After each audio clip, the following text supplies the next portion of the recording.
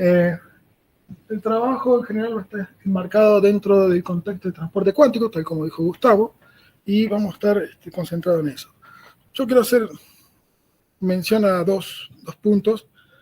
El primero de ellos es decir que esta presentación está armada de tal forma que hay una primera etapa donde yo introduzco algunos ejemplos a modo de motivación y luego introduzco en esa etapa introduzco algunas ideas de transporte, ideas básicas, intuitivas, y luego voy propiamente dicho a los resultados obtenidos del doctorado.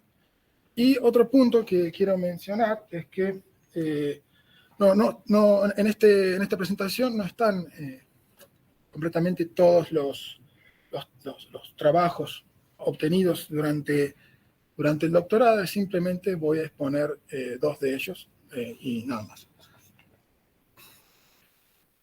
Bueno, aquí si se ve bien el mouse, aquí la primera introducción es exactamente la etapa de la motivación y luego cada uno de estos capítulos corresponden a los temas.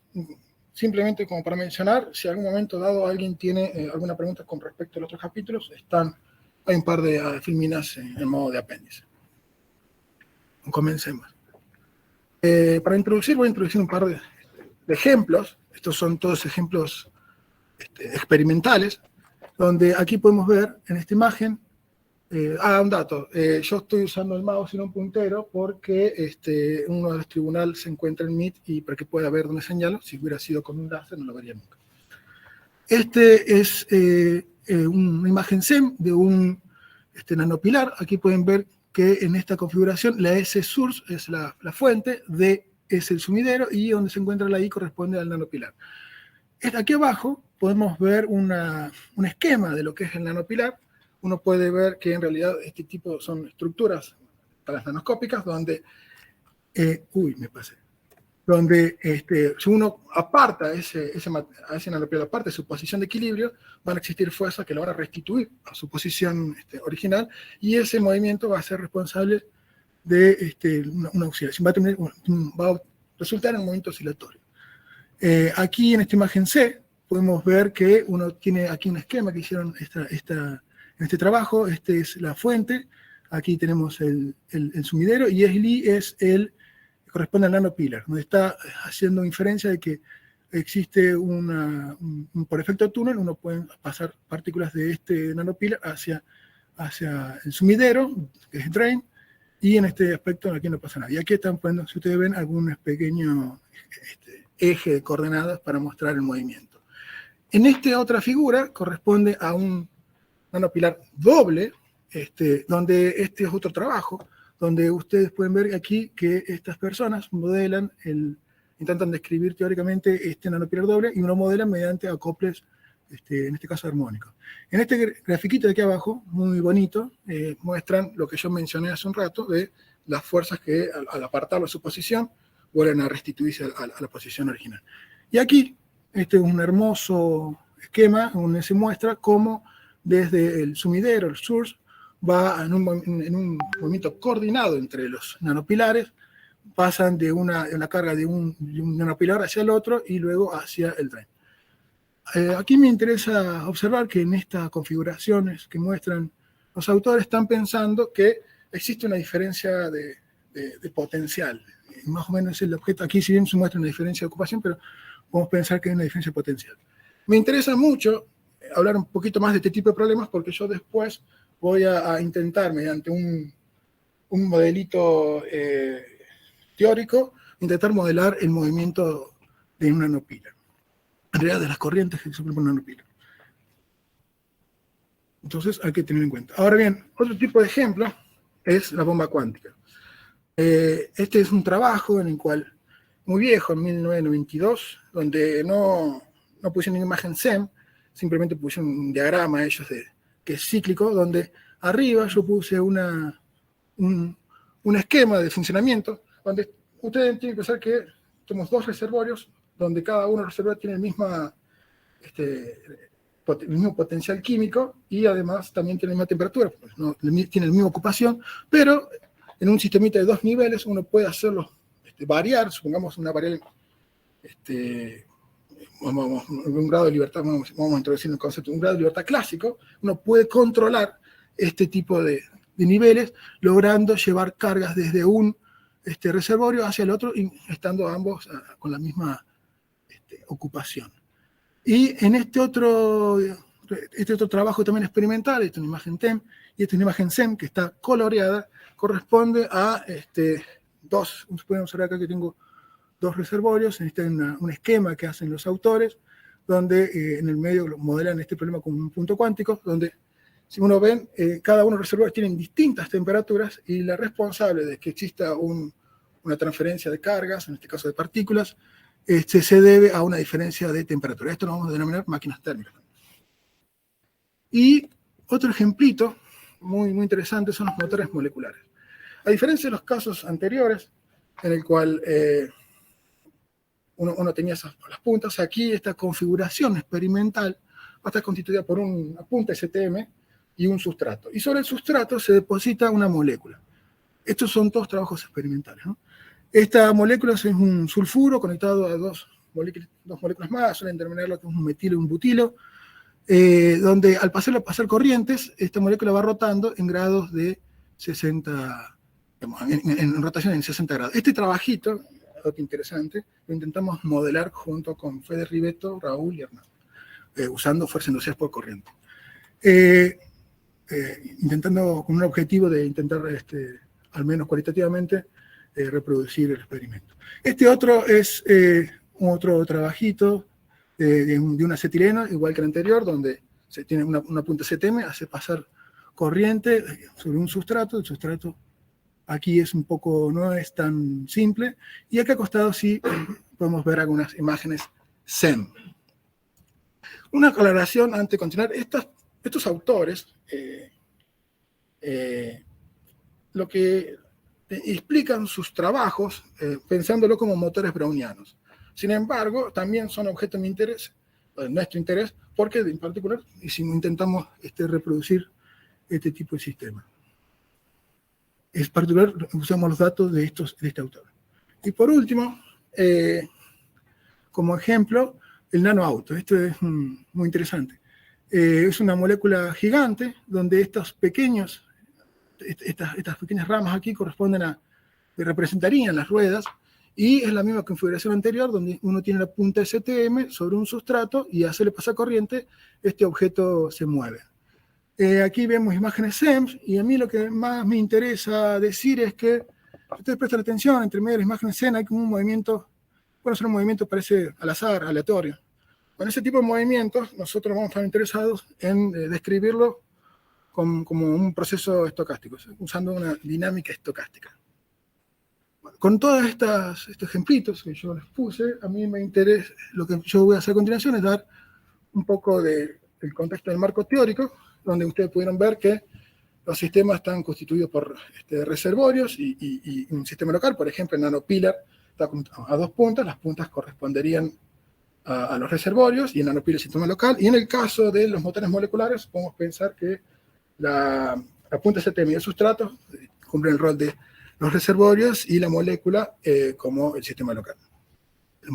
Y también en todos estos ejemplos anteriores uno puede observar que los reservorios son de características macroscópicas, mientras que el sistema local es de dimensiones nanoscópicas. Ahora bien, uno ahora va a introducir algunas suposiciones para poder trabajar en este marco, poder desarrollar un marco teórico. Y el primero de ellos es decir que el sistema local va a depender solamente de los grados de libertad clásicos o mecánicos. Por ejemplo, en la molécula que gira, el grado sería el ángulo. Y en el caso del nanopilar es el movimiento mecánico oscilatorio. Y además vamos a suponer que los reservorios solo dependen de la dinámica electrónica. Y vamos también a suponer que la velocidad de los electrones es realmente mucho mayor que la tasa de variación de los grados de libertad clásicos. Es decir, aquí lo que interesa tener en cuenta es decir que uno está haciendo una clasificación donde voy a tener alguna coordenada temporal asociada a los grados de libertad electrónicos y otra coordenada temporal asociada a los grados de libertad mecánicos. Por otro lado, el sistema va a tener una evolución de vida cuántica en los grados de libertad que son cuánticos, por ejemplo el electrónico, en este caso estrictamente es el electrónico, y los grados de libertad clásicos, los que corresponden a los mecánicos, van a estar determinados por una dinámica estocástica. Como ejemplo, acá puse uno, supongamos que uno tiene un hamiltoniano de algún sistema, donde hay que resolver esta ecuación, el X grande corresponde a los grados de libertad clásicos. Una vez que uno resuelve esta ecuación, obtiene la función de onda, la coloca dentro de esta definición para la fuerza, calcula la fuerza y luego introduce esta fuerza en esta ecuación, que es una ecuación de Langevin, podría ser otra ecuación, en este caso es de Langevin, y uno resuelve la ecuación de Langevin, que es estocástica, este es un término estocástico, y una vez que obtiene X, vuelve a introducirlo acá adentro y así va trabajando. Este es un ejemplo de trabajo.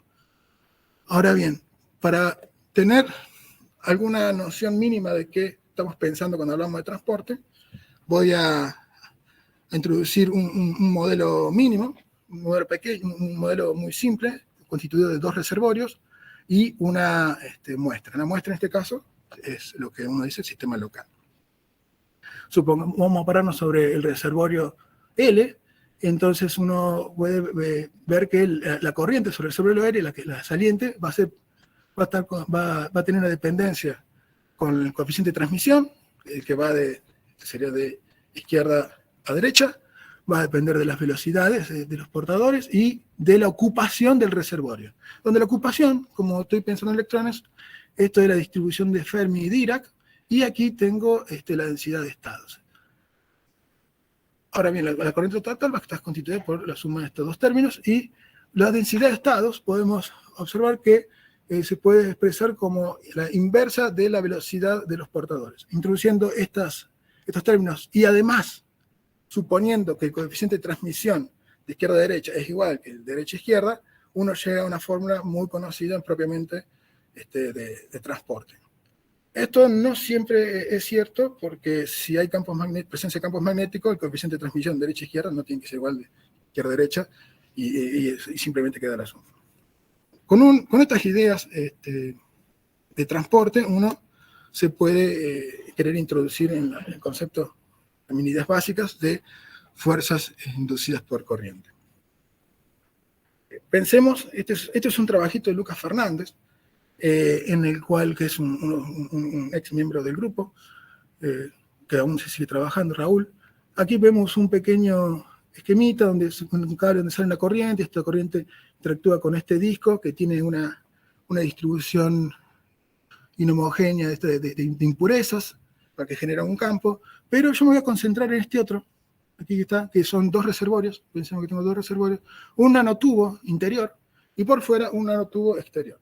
El nanotubo exterior tiene impurezas, el objetivo de eso es que tenga algún potencial que sea inhomogéneo.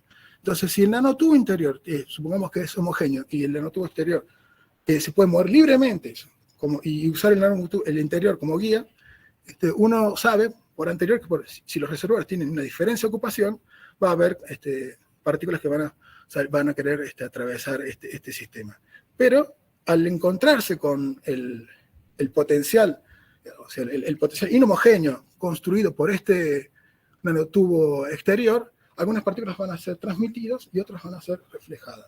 Entonces las partículas que reflejan van a contribuir a la fuerza, porque le van a transmitir, aquí estamos pensando en conservación de momento, a transmitir el momento. Y entonces la fuerza la podemos escribir de esta forma, proporcional al coeficiente de reflexión, igual que el caso anterior, la velocidad de los portadores, la ocupación de los reservorios, y aquí aparece este término que es la variación del momento. Y el otro término es igual. Si uno vuelve a suponer lo mismo que antes, en que el coeficiente de reflexión es de derecha a izquierda, igual que de izquierda a derecha, y sumando los términos, uno puede obtener una expresión para la fuerza. Ahora bien, estos son modelitos muy bonitos, que uno puede visualizar cuál es el rol de las fuerzas, pero no son generales, no son generales, y valen básicamente para este tipo de sistemas. Si uno pretende generalizar, tiene que empezar a introducir formalismos que son capaces de describir una gama mucho más grande de problemas. Y eso es donde yo voy a introducirme ahora. Pero Antes de eso, vamos primero a hacer una descripción breve de sistemas abiertos y vamos a introducir un modelo mínimo, que es el modelo que yo, cada vez que obtenía algún resultado, lo introducía, este modelito lo introducía para dentro de los resultados que uno iba obteniendo para poder ilustrar los resultados. Y en particular, en el estudio de este modelito, encontramos un par de aplicaciones interesantes. Primero, para saber, pensemos el caso de un hamiltoniano que es independiente del tiempo. Aquí yo tengo, este es un hamiltoniano propio de transporte. Este término aquí es el hamiltoniano asociado al sistema local. Esto corresponden a los reservorios y estos son los acoples del sistema local con los reservorios. Estas expresiones las puse acá simplemente para ilustrar que uno está pensando en segunda cuantización. Y también, como la dinámica que voy a utilizar, que aún no la mencioné, son funciones de Green, con funciones de Green en particular. Luego, cuando el sistema depende del tiempo, voy a pensar en función de Green de no equilibrio. Aquí me interesa decir que, bueno, esto no es nada nuevo. Uno sabe que la función de Green en mecánica cuántica lo puede calcular de esta forma. Algún comentario de interés decir que dado un estado inicial, la función de Green me va a dar me va a decir cómo la función a todo tiempo posterior y me da a mí un sentido de la función de Green como un propagador. Y los operadores de Green tienen otra estructura. Sin embargo, que es la que ustedes están observando aquí, sin embargo, en general en transporte cuántico, por jerga propia del área, se le llaman funciones de Green o operadores de Green, pero siempre se está pensando en operadores. Es parte de la jerga. Simplemente quise aquí hacer una breve digresión. Y propiamente dicho, los operadores de Green, la función de Green dentro del transporte cuántico, al menos el término, la función de Green adiabática, la podemos expresar de esta forma, donde aquí podemos ver que se encuentra el hamiltoniano local y esta sigma contiene la información de los reservorios. Esta función de Green no depende del tiempo. En el caso de que uno quisiera hacer variar los parámetros, la variación debería ser muy lenta, casi cuasi estática, tal que el sistema siempre se encuentre, uno piensa en equilibrio. Por lo tanto, este tipo de sistema este tipo de operadores uno lo denomina operador de Green adiabático o función de Green adiabática. Usando esta función de Green, uno puede calcular la densidad local de estado y la probabilidad de supervivencia. Con estas ideas voy a introducir ahora el modelito mínimo, que es exactamente el que vamos a utilizar a lo largo de todo el trabajo. Y este modelito está constituido por dos reservorios y un punto cuántico. Y lo vamos a modelar con una cadena tie-binding, que está constituida por dos cadenas semi-infinitas, homogéneas las dos, acopladas a un sitio que tiene energía D, y el acople va a ser dado por BR y BL a cada una de las cadenitas. Estos acoples en el grupo se denominan hoppings, algunos también pueden llamarlos tunneling. Lo que me va a interesar a mí va a ser el cálculo de la obtención de los polos, y para eso voy a utilizar voy a calcular la resolvente, el determinante de la resolvente. ¿Y qué va a obtener?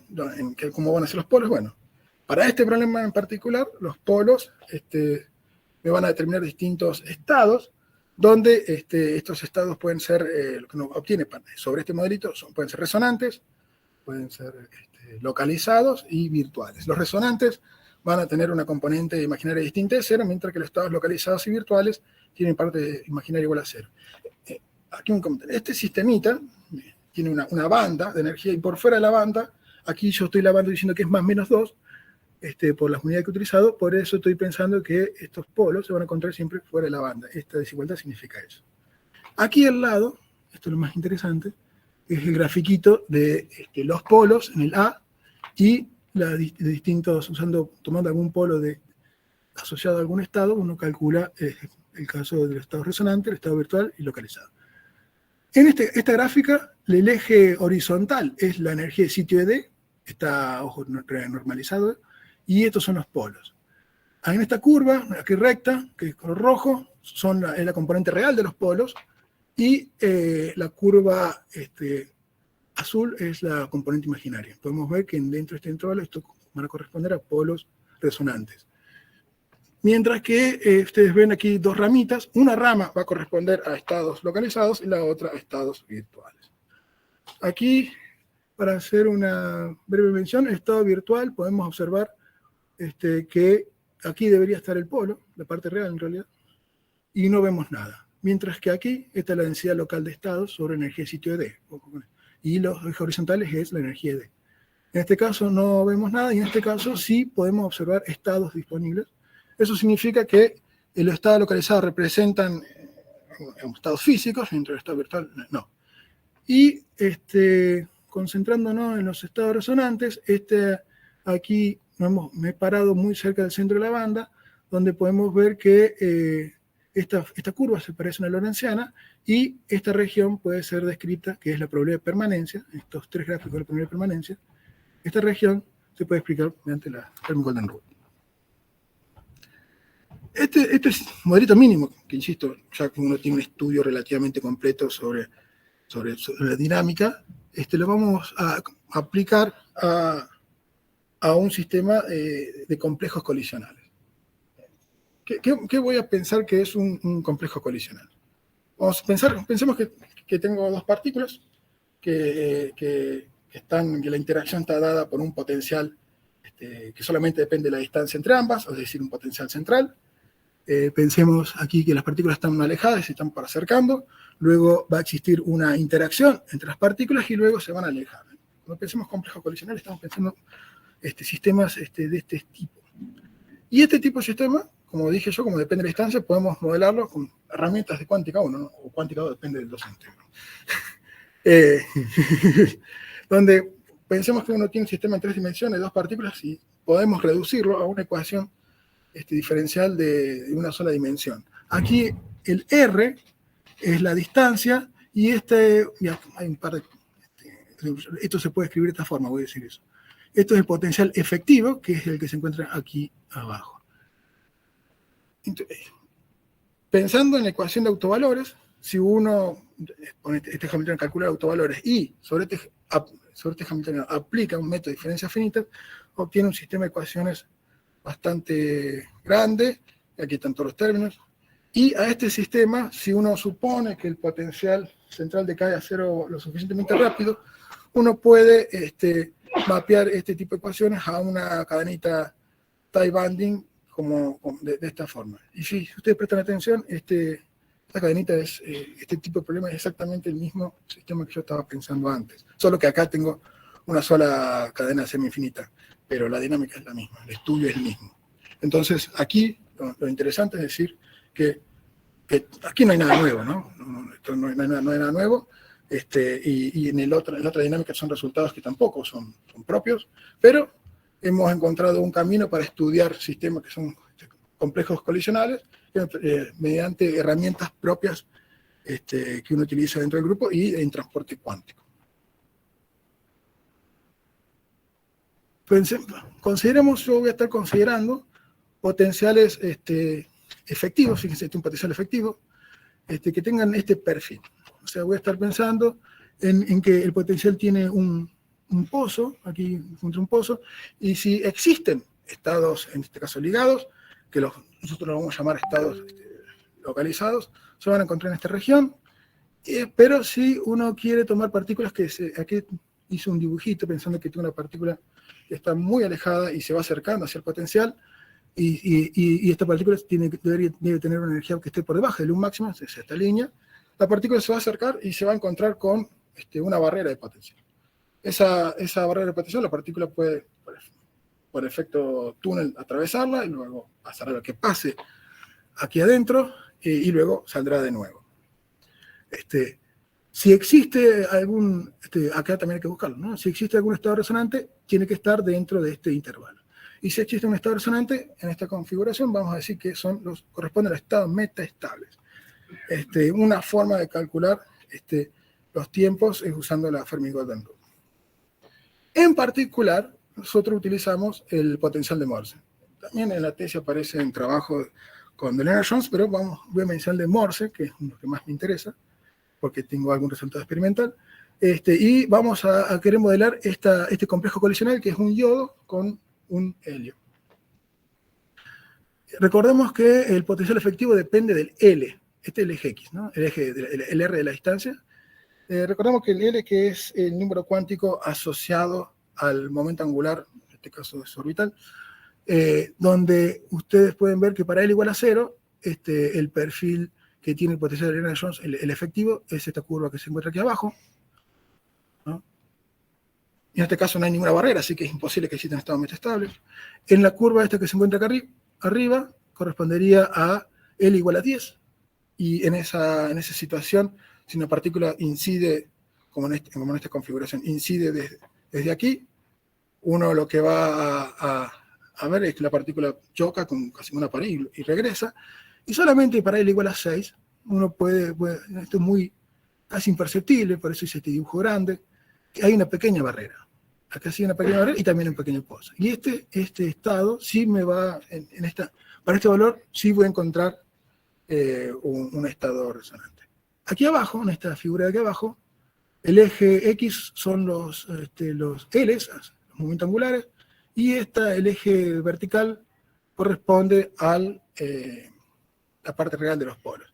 Como pueden ver, bueno, el L igual a 0 no lo pusimos, pero de 1 a 5, todos los polos que uno puede observar, usando la técnica que mencioné hace un rato, son todos localizados, salvo para L igual a 6. Cuando en L igual a 6 sí observa un estado resonante. ¿Qué significa eso? Eso significa que para ese estado la partícula va a quedar atrapada por un tiempo prolongado.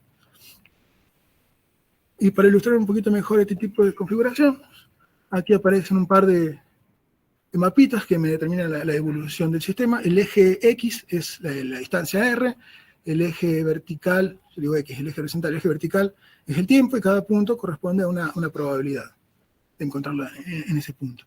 El primer gráfico, el que se encuentra aquí, corresponde a una partícula que se colocó en el pozo, con una energía de estado localizado, y quedó ahí. Fíjense, quedó ahí.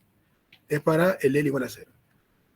Ahora, si yo considero el potencial, en el caso del potencial repulsivo, que es L igual a 10, colocamos una partícula cerca del potencial y vemos que es completamente repelido, ¿no? Se escaparía completamente. Sin embargo, si colocamos por el estado resonante, que es L igual a 6, que es el que mencionamos antes, que solamente estamos observando un estado resonante, aquí colocamos una gaussiana cuya energía media era la del polo, y vemos que parte se va a dispersar, pero parte se va a encontrar dentro del pozo, o sea, va a quedar atrapada. Esto es lo que a nosotros nos interesa estudiar como estado metaestable. Este complejo colisional ya fue estudiado. Primero fue trabajado experimentalmente por Cabanillas Vidosa, y luego García Vela hicieron un desarrollo muy cuidado, intentando reproducir los datos experimentales con mucho más cuidado, pero cuentas bastante, las breves que yo vi son un análisis muy complejo, y ellos devuelven este gráfico donde podemos ver que este J corresponde a nuestro L, y este N que está acá, nosotros podemos interpretarlo como el tiempo de vida que uno puede observar este sistema. Y fíjense en que aquí para L igual a 6 es gigante. Esto corresponde a un resultado experimental. Entonces, ¿qué significa eso? Significa que nuestros resultados, en nuestro modelito, es capaz de reproducir una forma muy eficiente y muy simple resultados experimentales. Sí. Y hasta aquí es lo único que voy a decir de este tipo de sistemita. Lo que sigue, ya voy a entrar propiamente dicho a lo que es estrictamente transporte cuántico, y acá van a aparecer varias ecuaciones.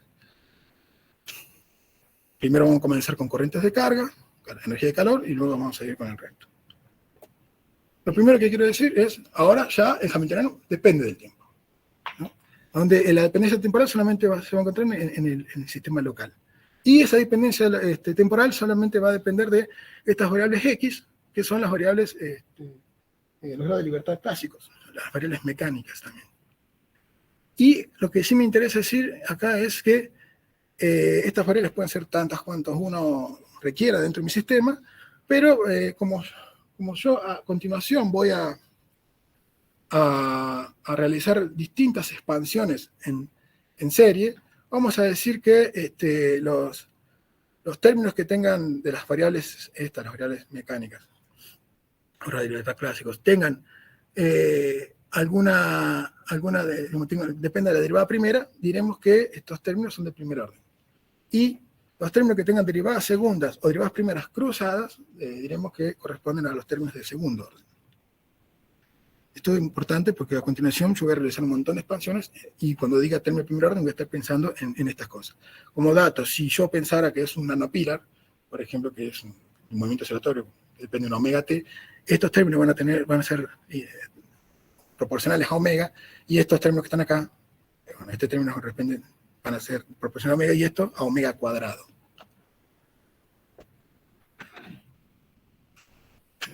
Aquí lo importante es pensar que la solución o la dinámica electrónica va a estar determinada por esta ecuación, la ecuación de Dyson. Esta es una formulación diferencial de la ecuación de Dyson, donde G son las funciones de Green, son dependientes del tiempo. Aquí aparece la sigma que tiene el contenido de los reservorios, y acá podemos ver el contenido electrónico. Trabajar directamente sobre esa ecuación son todos operadores, no es tan simple, pero es difícil. Para eso nosotros vamos a utilizar este objeto, conocido como transformada de Weil-Wiener, a veces también transformada de Wiener, tiene distintas referencias, que lo que me va a permitir, si ustedes recuerdan, al principio yo dije que una de las suposiciones es que los sistemas yo los voy a construir pensando que tengo una variable que es lenta y otra variable que es la rápida, que es asociada a la dinámica electrónica. Y esta transformada lo que me va a permitir hacer esa separación. Y aquí abajo, después de un montón de cuentas introduciendo este objeto acá adentro y otras herramientas teóricas más, uno puede expandir por la función de Green, aquí está ya la transformada, en términos de las funciones de Green adiabáticas. Y esto se denomina expansión adiabática. Fíjense que aquí está el término de orden 0, este es el término de orden 1, esto es conocido, y aquí yo calculé hasta términos de orden 2. Este término, la mayoría de las personas calculan hasta aquí, primer orden, y este término de segundo orden solamente lo observamos en los trabajos de Kershaw, donde él solamente da esta función de Green, con algunos errores, pero la da, y no la vuelve a utilizar nunca más, no calcula ningún observable de segundo orden. Aquí él introduce un ejemplito. Vamos a pasar. Una vez con las ideas en la cabeza del formalismo que estamos pensando y cómo queremos trabajar, vamos a introducir los observables. El primero de ellos es la corriente de cargas. Aquí la corriente de carga la estamos definiendo como la derivada del operador número. Esta expresión que está aquí abajo es conocida. Y aquí abajo, esto no es tan conocido, pero es aquí ya vamos a aplicar la transformada de Weil-Wiener. O sea, aquí hemos separado coordenadas. De nuevo, haciendo muchas cuentas aquí. Pero menciona que hay una cantidad infernal de cuentas. Yo estoy poniéndolo muy breve. 1 año y medio estuve con esto. En esta expansión adiabática, uno dice, tiene un primer término, que uno es el término de orden 0, término de orden 1, y estos dos términos son los términos que contienen el segundo orden, tal como dijimos que son las derivadas segundas y las derivadas primeras cruzadas. El primero, aquí es interesante ver cómo surge, propio del formalismo, la fórmula de Landauer-Büttiker, de Landauer, ¿no? Que es la que presenté yo al inicio, ¿no? La primera tratando de explicarlo con las manos, ¿no? Aquí surge parte del formalismo. Pero también aparece otro término más, que estamos viendo acá. Este término fíjense, tiene un término de primer orden, y este término contiene términos de bombeo. Yo expliqué el ejemplo de bombeo. Bueno, aquí yo supusiera que los dos reservorios tienen la misma ocupación, este término no se anula. Entonces uno puede introducir un bombeo. Y nosotros, estos resultados muy propios, encontramos expresiones a segundo orden. Este es el término I2 y este es el término I1. Me pareció interesante mostrar que estas cosas no son muy simples y los términos son muy grandes y gigantes. Y simplemente voy a ser breve en lo que sigue, pero ilustrar qué forma tienen esos términos. Y el primero de ellos corresponde a la derivada segunda, pero vamos a concentrarnos en este segundo, que tiene términos que son las derivadas primeras cruzadas. Fíjense que es así de gigante. Esto, mucho tiempo trabajando para escribirlo de esta forma, que para mí es la más compacta que encontré. Fíjense que acá depende de estos dos términos, estos dos operadores que están acá, que lo escribo de esta forma, y a su vez estos operadores dependen de estos dos que están aquí adentro, que lo escribo de esta forma. sea, es una mamulla de operadores. Nada más me interesa mencionar eso, porque son cuentas. Ahora bien, definida la corriente de partículas, ahora pasamos a la corriente de energía, donde vemos que la corriente de energía se puede calcular como la derivada con respecto a unos reservorios. Esto es conocido. Aquí aparece esta expansión gigante, que ya aquí apliqué la transformada de Weyl-Wigner. Trabajando muchísimo sobre esto, uno de nuevo puede escribir expansión expansión adiabática segundo orden de esta forma. De nuevo, este término, el E0, es de orden 0, y fíjense en que es igual que la fórmula de Landauer, solo que tiene energía. Entonces, se la suele encontrar como Landauer para energía. Y este término, la primera corrección adiabática, que es el primer término, el término de orden, primer orden, también es conocido. Fíjense que también es igual que la corriente de energía, solo que acá tiene adelante un término de energía. Y los resultados propios sobre esta expresión son estos dos. Estos son los términos de segundo orden que yo obtuve. Dato importante. Fíjense en que estos son iguales que las corrientes de partículas, solo que acá tienen energía. Esto no es para nada trivial. Por eso un comentario. Yo estuve mucho tiempo tratando de querer escribirlo de esta forma. No es para nada trivial. Dada la corriente de partículas y la corriente de energía, eso nos permite a nosotros definir la corriente de calor, esto ya está definido, como se define de esta forma, que es proporcional a la corriente de energía y la corriente de partículas. Aquí hay un montón de operadores, como ya calculamos los anteriores a segundo orden, ya tenemos cada uno de los términos de la corriente de calor a segundo orden, y esto es muy interesante, suele expresarse de esta forma la corriente de orden cero, también pensada como Landauer. A todos estos resultados que les mostré, lo voy a introducir en un modelo mínimo de una nanopilar simple. Es decir, la primera filmina que puse, que yo conté cómo era, esquemáticamente cómo era un nanopilar, que hubo un par de imágenes experimentales, pensando en eso y utilizando el modelito que describí anteriormente, que es el que está escrito acá, voy a utilizar para modelar el nanopilar. Y aquí lo que estamos pensando es que el punto cuántico corresponde al nanopilar y las cadenitas a los reservorios. Esto es un modelado típico que se puede encontrar en transporte, pero aquí lo que me interesa es decir que yo estoy, un punto uno está diciendo que el movimiento va a ser oscilador armónico. Yo voy a introducir que el movimiento es oscilador armónico y fíjense que aquí tengo un omega t. ¿Qué significa eso? Eso significa que si el omega es muy grande, la velocidad de oscilación va a ser muy alta, y si el omega es muy pequeño, va a ser muy lento. Entonces, cuanto más pequeño el omega, más próximo a un comportamiento adiabático. Y lo que sigue son las gráficas. Aquí el eje horizontal, en todas las gráficas, es el tiempo, omega t, y el vertical son las corrientes. La primera columna corresponde a la corriente de carga, la segunda a la corriente de calor. Esta curva que se ve aquí es la de el término adiabático. En todas, el azul es el término adiabático, y después el resto son la corriente adiabática, más están muy encima una de otra, ¿no? Es muy difícil verlo. Pero la primera es la corriente adiabática más la primera corrección, o sea, el término de primer orden. Luego las otras curvas son la corriente adiabática más la primera corrección, más uno de los términos de segundo orden, y luego son la suma desde orden 0 a segundo orden, todos los términos. Podemos ver que para este omega, que es 0,5, se alejan un poco. Sin embargo, para omega 0,1 están todas, es imposible distinguirlas. En este sentido no es significativa la corrección, al menos en corriente de carga. Pero para corriente de calor eso no es cierto, porque aparecen, fíjense, en este intervalo, aquí sí abajo, ¿no? Estos no se pueden distinguir las distintas curvas. Pero aquí arriba vemos en este intervalo que sí hay una diferencia considerable. Y eso no sabemos, pero eso sí podemos considerar un efecto propio de la aproximación a segundo orden. Esta curva negra que está aquí, recordemos que es debido a la suma de la derivada segunda, el término de corrección de segundo orden que tiene la derivada segunda. Esto es todo lo que voy a decir de corrientes. y luego vamos a introducir el concepto de fuerzas inducidas por corriente.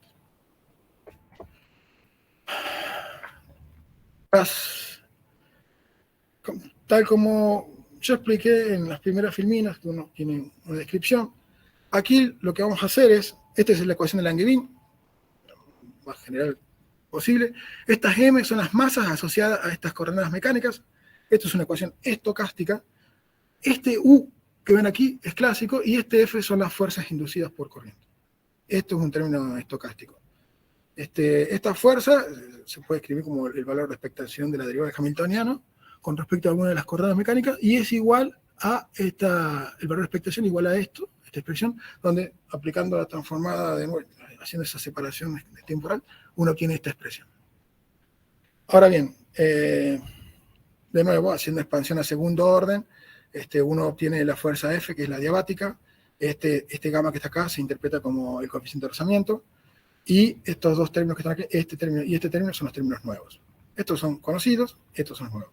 Lo interesante de esto es, fíjense que aquí aparece una M, nada más, que corresponde a una corrección a la masa.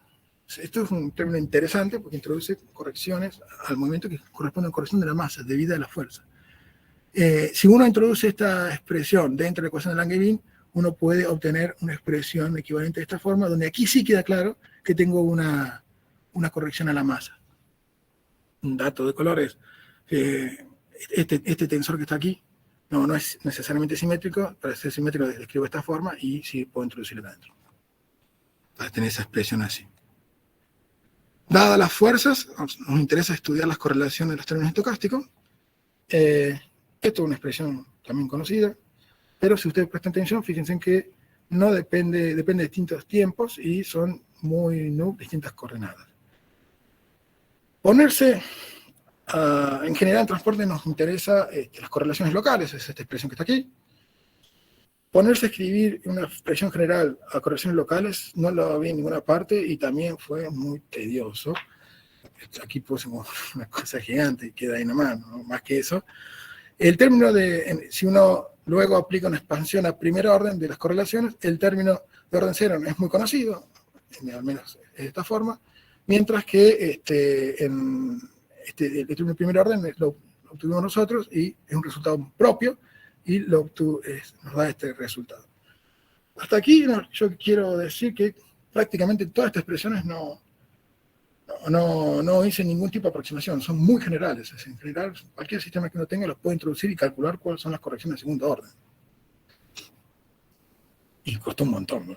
Pero bueno, esto es básicamente todo. Recuerden que hay dos temas más que no los coloqué, pero si no estaría un buen rato más acá dando vueltas.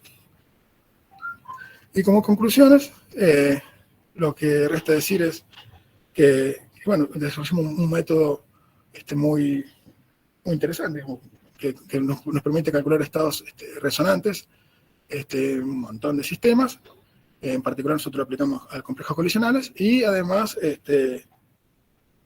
hemos hecho un estudio bastante cuidados de los observables que son muy propios de transporte cuántico, que es transporte de carga, de energía, de calor, las fuerzas y las correlaciones.